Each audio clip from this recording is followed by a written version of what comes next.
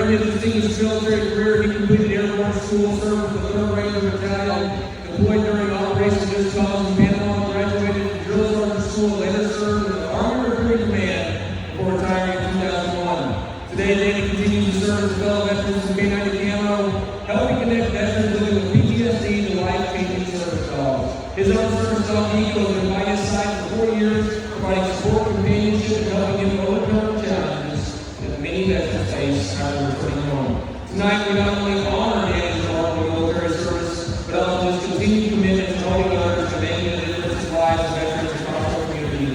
Fans, please rise if you are able, remove your hats, and join us